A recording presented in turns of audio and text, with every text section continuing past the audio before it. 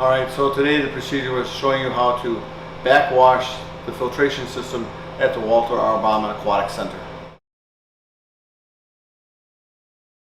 First step you need to do is you need to record the influent and effluent pressure readings, and those are the two dials above the blue tanks. After you do that, the second step is you need to turn off the heater for 5 minutes. After the heater has been turned off for 5 minutes, then you turn off the chemical pump feed switch, which is located by pumps 1 and 2 circuit board. Then you walk over to turn the red flow meters, and those you need to turn into from 90 degrees, so the nozzles are going like left to right instead of straight up and down, and that shuts down the flow of the chemical feed system. Turn off the electrical source for pumps 1 and pump 2. There's a switch that you hit, pump 1, and then for pump 2. Because you need to change the filter baskets out of pump 1 and 2, and for that what you need to do is shut off the valves 6 and 7 that are the higher ones, and then valves 1 and 2 that are the lower ones that let the water in. After you shut the water off there's a hose valve that you open to drain out any water that is left in there. And leave that open. Then you take that wrench and open up the filter basket area. You take off the lid. Once you have the lid off, then you take out the basket, remove any debris that is inside the basket, throw it in a waste container.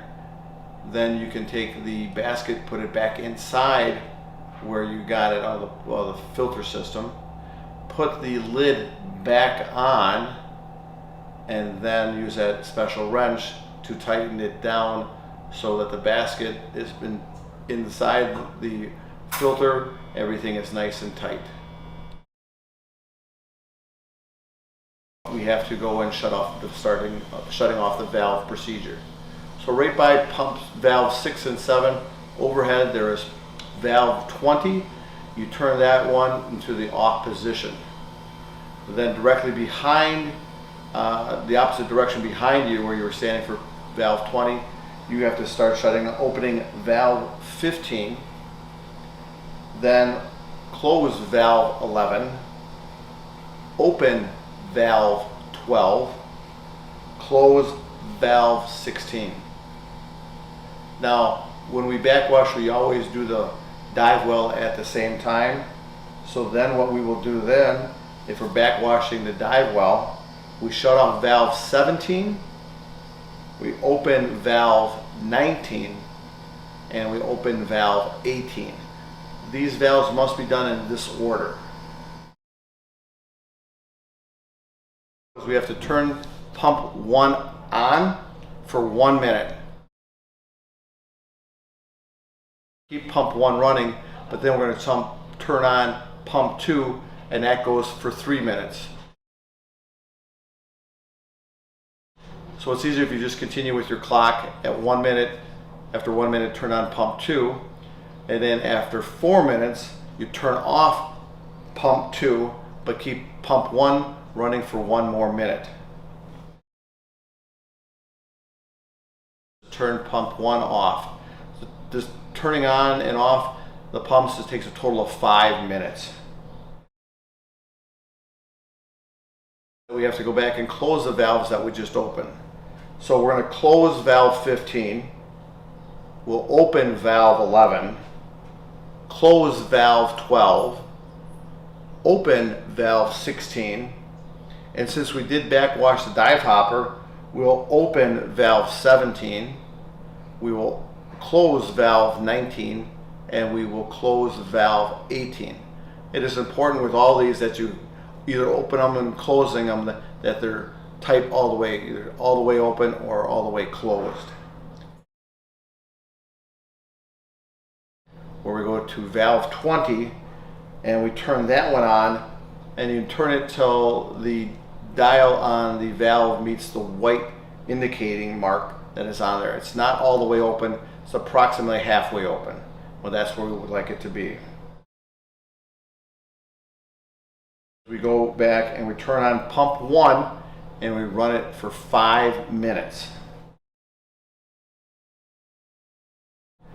During this 5 minutes, you'll need to go out to the dive well to make sure water is flowing over the gutters in the dive hopper. So start your timer, go up, check the dive well. If there's water coming over, that's what you want. And that takes 5 minutes to run valve 1. We turn on pump 2. Now we go and turn those red dial indicators on the flow center to open. So now we turn those back at 90 degrees so they're in a vertical position. They're going straight up and down. We turn on the chemical feed tank. We turn that in an on position. Just throw the switch to the on. We go outside and we turn the heater on.